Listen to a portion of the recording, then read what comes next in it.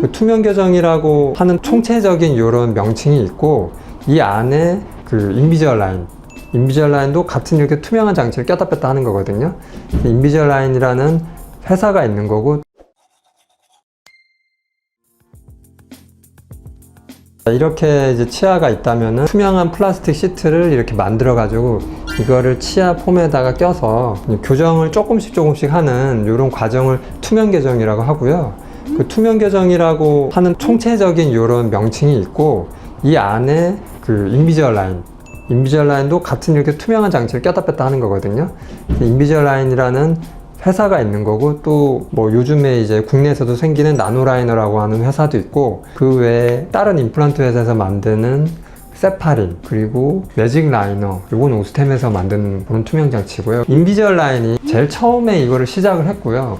시작한 지는 제가 알기로는 20년 이상으로 알고 있어요. 20년 전부터 시작을 했었고, 2년 전에 특허가 풀리면서 여러 국내나 해외에서 그 중소기업들이 그 비슷한 장치들을 모델을 낸 거죠. 그래서 인비주얼 라인 안에 이런 투명 장치가 있는 게 아니고, 또 별개의 장치도 아니고, 전체적인 그 집합 명사로 소위 말하는 투명 교정이 있는 거고, 그 안에 제일 유명한 인비주얼 라인이라는 장치가 있는 거고, 그 다음에 또 여러 나노 라이너, 아니면 세파린, 매직 라이너, 또 DD하임, 뭐 이런 여러 장치들이 있다고 생각해 주시면 될 것 같아요. 인비주얼 라인 장치인데요.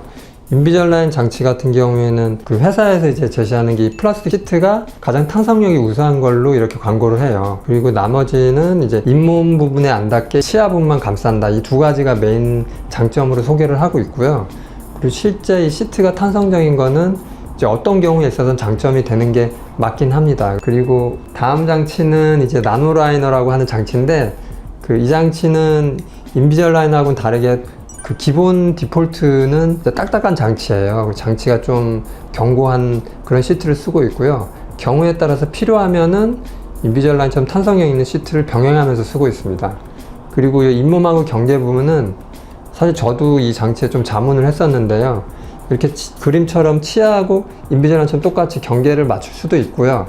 아니면은 필요에 따라서는 잇몸까지 1~2mm 연장을 해서 이제 하는 경우도 있습니다. 세라핀 같은 경우에는 이제 국내 그 임플란트 회사인 덴티스에서 제작을 하고 있는 투명 장치인데, 사실 제가 세라핀은 많이 해보진 못했지만, 일단 세라핀도 인비주얼 라인처럼 기계적인 그런 공장, 그게 이제 다 구비가 되는 걸로 알고 있고요. 빅데이터는 많진 않지만은 치기공사님께서 우선적으로 셋업을 하고, 마무리에 또 교정 전문의와 코업을 해가지고 마무리를 하는 걸로 알고 있어요. 그래서 세라핀도 뭐 저는 괜찮은 걸로 생각이 되고요. 물론 이제 마지막 정밀도는 조금 떨어지지만 그래도 저는 괜찮다고 생각을 합니다. 그리고 매직 라이너라고 요거는 오스템의 자회사 코잔에서 이제 만드는 장치인데, 아직 오스템이 워낙 임플란트 쪽에 힘을 실다 보니까 이 부분 조금 더 활성화되지 못한 것 같아서 좀 아쉬움이 있고요.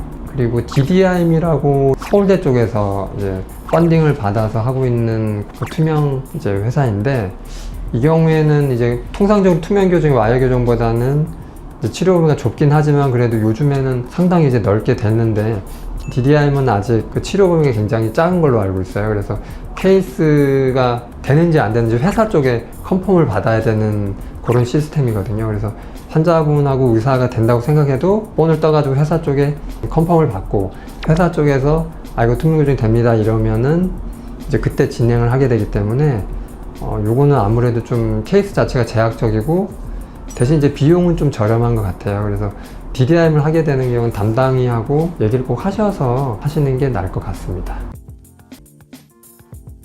투명 교정은 아직은 사실 파퓰러하게 사용되고 있진 않은 것 같아요. 최소한 국내에서는. 미국에서는 전체 교정 인구에서 한 35% 정도 인비주얼 라인을 사용하고 있고요. 국내 같은 경우에는 3%도 안 되는 상황이고, 전체 교정에서. 그리고 중국을 봤을 때는 중국이 의외로 높은데, 투명 교정이 전체 그 교정 인구에서 50%가 되고 있어요. 그래서 어떻게 보면 이제 한국에서도 저는 장기적으로 중국까지는 아니지만 미국 정도로 전체적인 그 볼륨이 커지지 않을까. 그래서 와이어 교정보다는 최소 지금 3%지만 조만간 한 5년에서 10년 사이에 한 10배 정도 될 수 있고, 요즘 뭐 이제 여러 큰 회사들의 마케팅 때문에 환자분들 사이에서 투명 교정의 인식이 차츰 좋아지고 있고, 거기에 힘입어서 저나 이제 좀 젊은 의사들께서 투명 교정을 좀 열심히 하고 있는데, 환자분들도 이런 분에 겁을 내지 않고, 뭐 예를 들어